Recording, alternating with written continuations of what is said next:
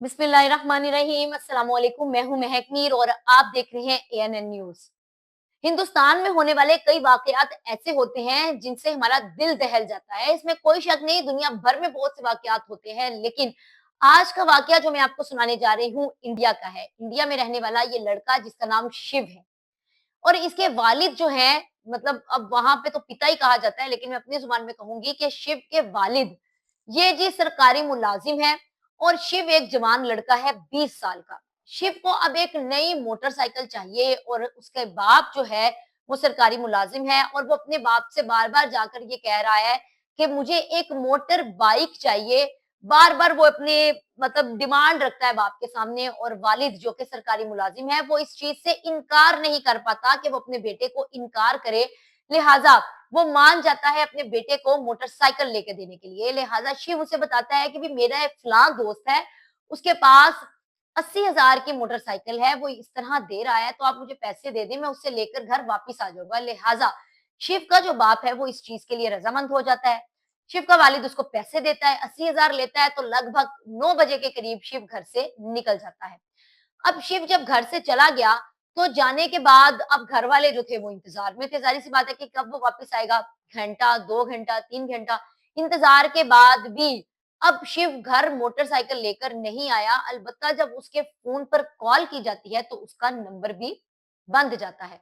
शिव का बाप थोड़ा परेशान होता है, उसके तमाम करीबी दोस्तों को जिनके नंबर शिव के वालिद के पास होते हैं कॉल करता है, लेकिन तमाम दोस्ते बाप जो है वो ये बात जानते ही नहीं कि भी शिव कहाँ है, वो इनकार करते हैं। लिहाजा शिव का वालिद ये भी कहता है कि भी वो किसी आपके ही दोस्त से बाइक लेने के लिए निकला है, 80,000 की बाइक थी, फला फला फला इस तरह कुछ बताता है, लेकिन तमाम दोस्त इनकार कर देते हैं। अब होता कुछ यूं है कि शिव के वालिद जो कि सरकारी मुलाजिम थे वो एफआईआर कटवाने के लिए पुलिस स्टेशन पहुंच जाते हैं। पुलिस स्टेशन जाकर वो बताते हैं किस तरह मेरा बेटा बाइक लेने की घर से निकला और वो अभी तक घर वापस नहीं आया।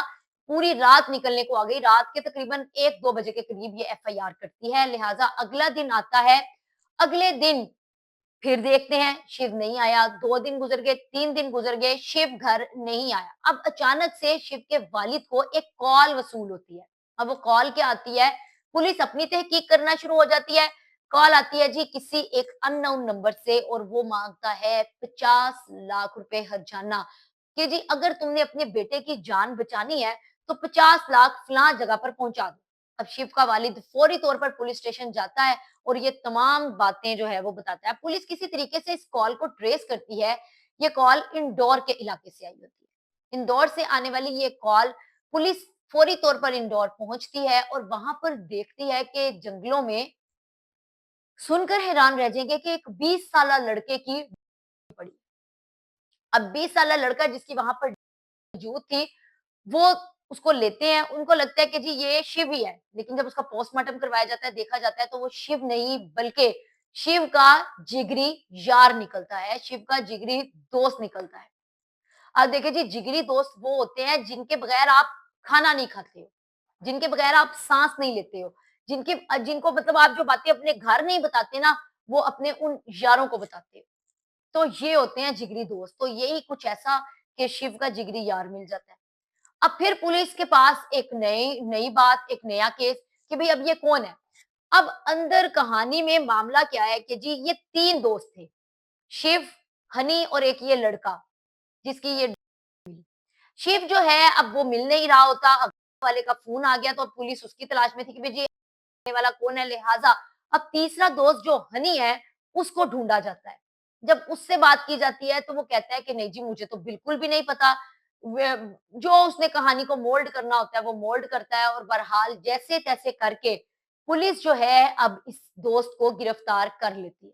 जब इसको गिरफ्तार करती है फिर अब पुलिस को क्या मिलता है आप सुनकर हैरान रह जाएंगे। पुलिस ट्रेस करती है, पुलिस को एक कॉल आती है कि इंदौर में तालाब के करीब एक और, अब वो किसी और की नहीं बल्कि शिव की होती है। जब पुलिस को ये मिल जाती है उसके बाद अब ये तीसरा दोस्त, अब तो पुलिस का शक पक्का था कि भाई ये तीसरा दोस्त है, ये क्या मामला है। अब उसको बुलाया जाता है, बुलाने के बाद जब उसे तहकीक की जाती है तो फिर वो सब कुछ बोल पड़ता है। वो कहता है कि हम नए नए आए थे इलाके में, वहां पर आने के बाद मेरी माँ ने मुझे कहा कि इस तरह ये शिव नामी लड़का है मोहल्ले में, इसके साथ तुम दोस्ती कर लो। इसका वालिद जो है सरकारी मुलाजिम है, हमें यहाँ कोई जानता नहीं है, लिहाज़ा तुम्हारी नौकरी में और तुम्हारी ज़िंदगी में आगे बढ़ने में तुम्हारी कोई मदद हो जाएगी। कहता है कि लिहाज़ा मैंने अपनी माँ के कहने पर शिव से दोस्ती कर ली और उसके बाद कहता है कि मैं अपने किसी काम के सिलसिले में एक शहर से दूसरे शहर मतलब यानी कि इंदौर के इलाके में चला गया। जब कहता है मैं दाए बगैर मैं अपने घर आया, जब मैंने देखा तो मेरी माँ और शिव मुझे बुरी हालत में नज़र आए मतलब कि कुछ ऐसी हरकत जो कि मैं कैमरे के सामने बयान भी नहीं कर सकती। जिसके बाद इसके हनी ने बताया कि मैंने अपनी माँ को और अपने दोस्त को पता नहीं चलने दिया कि मैं ये सब जानता हूँ या ये मैंने ये सब देख लिया है, लिहाज़ा इनका ये सब चलता रहा और मुझे किसी तरीके से ये सब बंद करवाना था, रोकना था, लिहाज़ा मैंने एक प्लान किया।